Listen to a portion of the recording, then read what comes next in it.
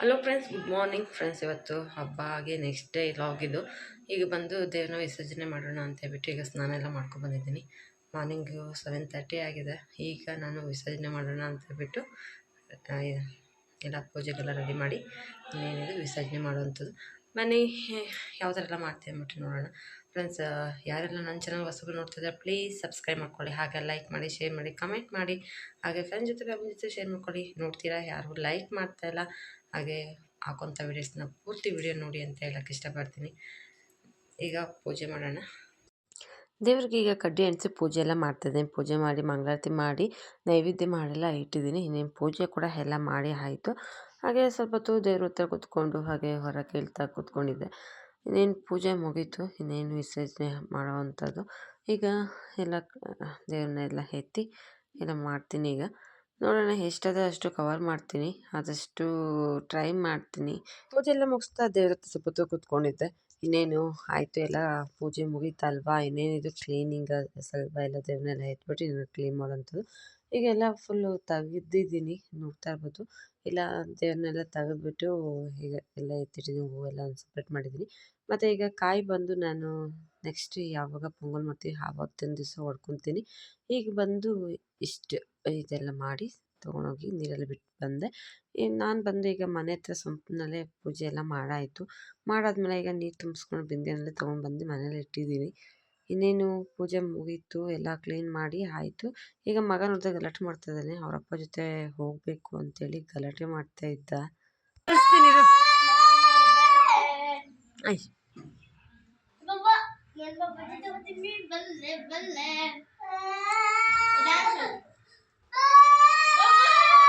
ಪೂಜೆ ಎಲ್ಲ ಆಯಿತು. ಹಾಗೆ ವಿಸರ್ಜನೆ ಎಲ್ಲ ಮಾಡಾದ್ಮೇಲೆ ನೆಕ್ಸ್ಟ್ ಈಗ ಟಿಫನ್ ಮಾಡೋಣ ಅಂತ ಹೇಳ್ಬಿಟ್ಟು ಟಿಫನ್ಗೆ ರೆಡಿ ಮಾಡ್ತಾಯಿದ್ದೀನಿ. ಇವತ್ತು ಇಡ್ಲಿಗೆ ಹಾಕಿದ್ದೆ, ಅದಕ್ಕೆ ಇಡ್ಲಿಗೆ ಸಾಂಬಾರು ಬೇಕಲ್ವಾ, ಅದಕ್ಕೆ ಟೊಮೊಟೊ ಸಾಂಬಾರು ಮಾಡ್ತಾಯಿದ್ದೀನಿ.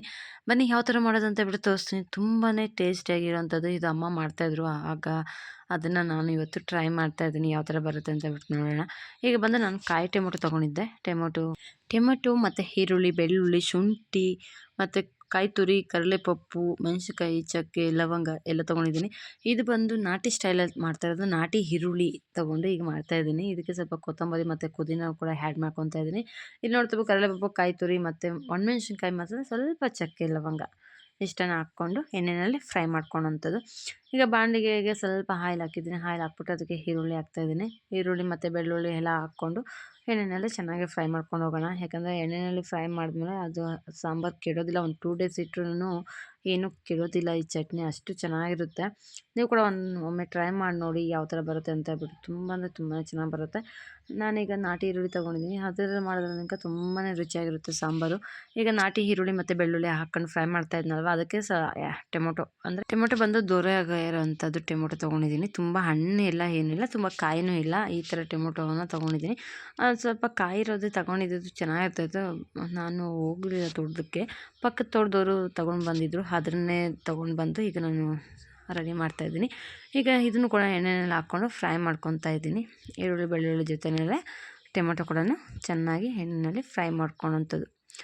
ತುಂಬ ಚೆನ್ನಾಗಿರುತ್ತೆ. ಇಡ್ಲಿ, ದೋಸೆ, ಎಲ್ಲದಕ್ಕೂ ಅಷ್ಟೇ, ರೈಸ್ಗೆ ಎಲ್ಲಕ್ಕೂ, ಮುದ್ದೆ ಕಾಂಬಿನೇಷನ್ ಎಲ್ಲನೂ ಅಷ್ಟೇ ತುಂಬ ಚೆನ್ನಾಗಿರುತ್ತೆ.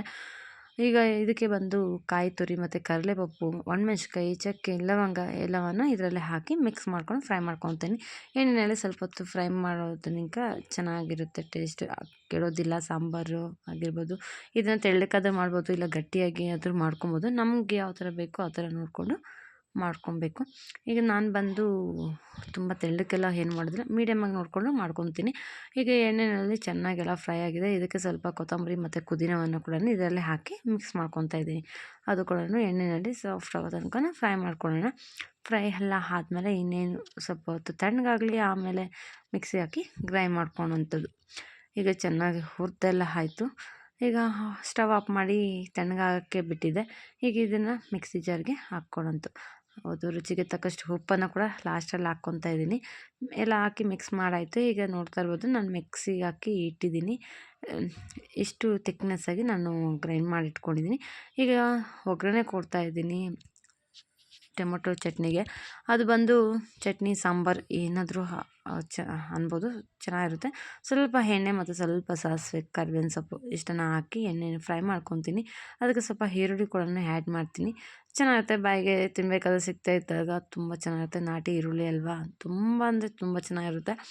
ಈಗ ಬಂದು ಈರುಳ್ಳಿ ಮತ್ತು ಕರಿಬೇವು ಎಲ್ಲ ಹಾಕಿ ಎಣ್ಣೆಯಲ್ಲಿ ಚೆನ್ನಾಗಿ ಫ್ರೈ ಮಾಡ್ಕೊತಾ ಇದ್ದೀನಿ. ಫ್ರೈ ಎಲ್ಲ ಹಾಕಿ ಆದಮೇಲೆ ರುಬ್ಬಿಟ್ಕೊಂಡಿರೋಂಥ ಈಗ ರುಬ್ಬಿಟ್ಟಿರೋಂಥ ಟೊಮೊಟೊ ಚಟ್ನಿ ಕೂಡ ಇದರಲ್ಲೇ ಹಾಕಿ ಮಿಕ್ಸ್ ಮಾಡ್ಕೊಳ್ಳೋಣ. ಸ್ವಲ್ಪ ಹೊತ್ತು ಹಾಗೆ ಎಣ್ಣೆಯಲ್ಲಿ ಅದನ್ನು ಕೂಡ ಫ್ರೈ ಮಾಡ್ಕೊ. ಈರುಳ್ಳಿ ಎಲ್ಲ ಚೆನ್ನಾಗಿ ಫ್ರೈ ಆಯಿತು. ಫ್ರೈ ಆದಮೇಲೆ ಇದಕ್ಕೆ ಬಂದು ರುಬ್ಬಿಟ್ಕೊಂಡದನ್ನ ಹಾಕಿ ಮಿಕ್ಸ್ ಮಾಡ್ಕೊಳ್ಳೋಂಥದ್ದು. ಯಾರೆಲ್ಲ ಈ ಥರ ಚಟ್ನಿ ಮಾಡಿದ್ದೀರಾ ಮುಂಚೆಗೆ ಖಂಡಿತ ಕಮೆಂಟ್ ಮಾಡಿ. ಇಷ್ಟ ಆಗಿದ್ದರೆ ಲೈಕ್, ಶೇರ್, ಕಮೆಂಟ್ ಹಾಗೆ ಸಬ್ಸ್ಕ್ರೈಬ್ ಮಾಡ್ಕೊಳ್ಳಿ. ಹಾಗೆ ಫ್ರೆಂಡ್ ಜೊತೆ ಫ್ಯಾಮಿಲಿ ಜೊತೆ ಎಲ್ಲ ಶೇರ್ ಮಾಡ್ಕೊಳ್ಳಿ. ಮಾಡ್ತಾರಂಥ ಅಡುಗೆ ತುಂಬ ರುಚಿಯಾಗಿರುತ್ತೆ.